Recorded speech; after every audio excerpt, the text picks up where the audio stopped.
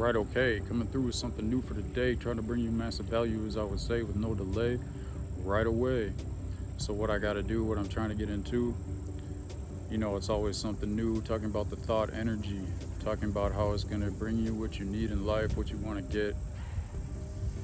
So all you got to know is what I'm about to say, and then you're set. All right, so I got to start out with the most important thing today.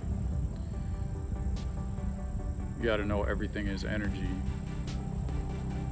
right? Our body's filled with electricity. The water's got electrical charge. The earth got an electrical charge, and they're all different frequencies.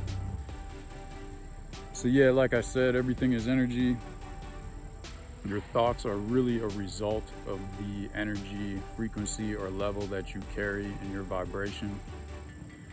So yeah, if you look at the water and you look at some choppy seas, you look at a lot of waves, you can measure the energy, the electricity in the water, and it's going to have a different energy level reading than a still water, than a water that's like really peaceful and not moving.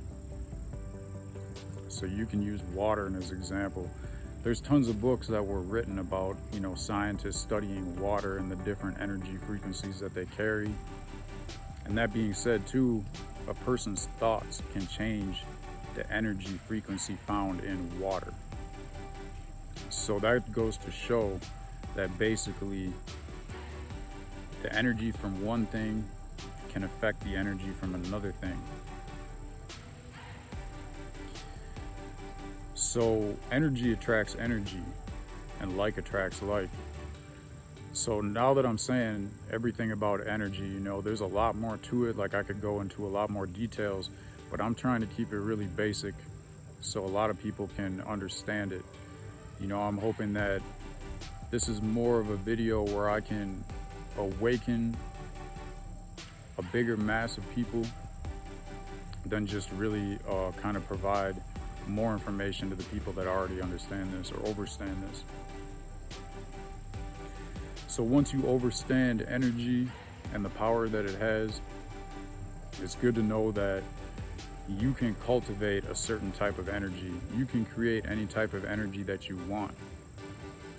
You can be in control of your thoughts. You can be in control of your mind, and you can be in control of the energy, and all these things are tied together.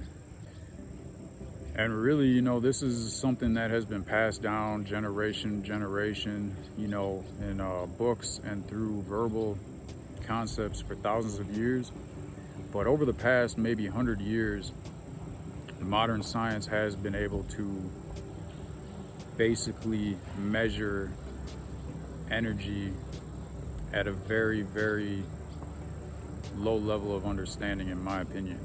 So basically, they can put charts that measure energy and frequency, kind of like how they would measure an earthquake. They can use these same kind of instruments basically to measure thought energy, or to measure, hook these up to someone and tell them to think about certain things, and they'll get different readings for different types of thoughts, right? So this is something that science can definitely prove. Yeah, so, I'm talking about science using measuring, whatever, all the kind of tools that they have. But that's really like just to kind of show that it can be measured. If you want to understand this from like a really simplistic point of view, just think about it like a person who is sending out thoughts of love and peace to other people are usually going to receive those same thoughts back, right? Just vice versa, a person sending out hate and destruction is usually going to receive those kind of thoughts back from other people. So like attracts like, and the same frequency is magnetic to itself. Really, you ever notice, like if you're in a bad mood, it just seems like you're having a bad day and everybody's against you and everybody's just trying to mess with you. And when you're happy, you're in a good mood, you got a smile on your face, no one's ever trying to mess with you, you can do what you want, people just let it go because you look like you're happy, you're in a good mood. This goes to really like shed some light on what I'm trying to say. So not only do thoughts consist of energy, but they have like a strength, as I was saying, right? So to better understand this, you could think about it like the strongest thought in the room. You could have like 10 people in a room, and the person who has the strongest belief about something, who the most strongly believes in a certain concept, like their thoughts will have the biggest effect on other people, right? Like, I mean, needless to say, this is a big part of what law professionals look at when they're doing jury selection. So this has been understood by people for a long time, right? Another way to look at this, right? Another way to better understand this concept is thoughts have waves of energy, just like water, right? So if you throw a stone in the water, there's going to be a ripple effect coming out, right? So you could look at thoughts the same way. When you have a thought, that energy is going to have a ripple effect. Only on the water, there's a 2-dimensional plane, but your thoughts have a 3-dimensional or possibly even more dimensions than that. Only humans cannot perceive anything that's really above a 3rd dimension, because we live in the 3rd dimension, and that's how our eyes and brain are conditioned to work. So you could look at it as thought waves don't just spread out like that, but they spread out at every angle, right?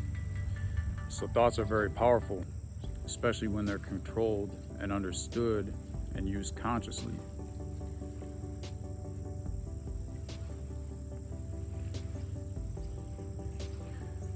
Also, just like if you throw a small pebble in the water, you know the ripples are going to be pretty small. If you drop a boulder in the water, you know, you can have waves, right? So it's all about the strength of the thought. Thought waves, when they travel, they absorb into the things that they come across, just like sound waves. So if you look at a sound wave, right? You look at someone playing some music really loud, you know, some loud bass especially, and it's gonna shake whatever is in its, you know, field, whatever it passes through, right? Like a loud sound wave is gonna reach farther than a quiet sound wave. And when the wave passes through something, it resonates into that. Just like you would see if you turn the bass way up, everything in the room starts shaking. So thought waves are similar to that. When they travel, they do have an effect on other people, and they absorb into what they go into, which goes into what I was saying at the beginning, why when people focus their thoughts on water, it can actually change the energetic compounds of that water. This helps to explain why people are attracted to other people, whether they know it or not, with similar thought patterns, with similar thought energy waves. This is why a lot of successful people really like associate with other successful people. And successful people like to help other people become successful too. So if you have a bunch of successful people in the same room, they're all going to be trying to help lift each other up. Now you look at the opposite of this, and you look at like the fear and the greed and the worry and the doubt, the hate and the division. You look at that kind of thing, those kind of people, and they're all attracted to each other too. Only they're always fighting with each other. They're always trying to bring each other down. So what's the number one key to manifesting? So what's the number one key to really building and increasing and having control over your mind and your thoughts? Is willpower, right? It's just your own mind. You just have to have the willpower and the intention to do that in the first place. So now that I'm telling you this, you know it is possible to have control over your mind and your thoughts.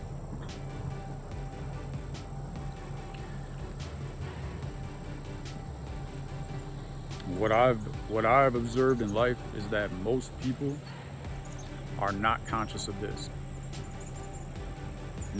And some people are actually, you know, increasing, becoming more successful, becoming more unsuccessful, and they're not even aware of it. So some people are, you know, letting other people think for them every day.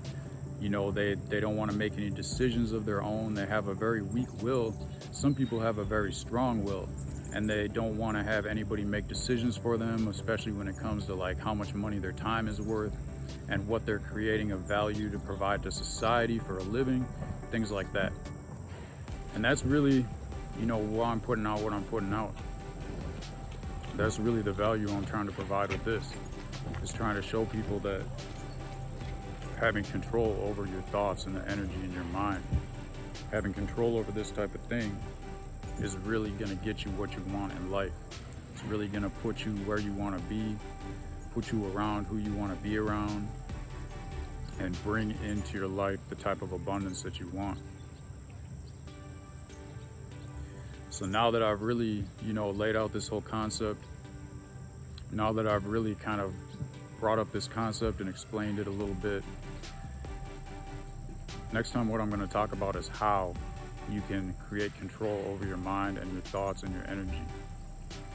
And once you learn these simple steps you can take to do these things, you can become more powerful in attracting what you want in life and creating the environment that you want in life around you.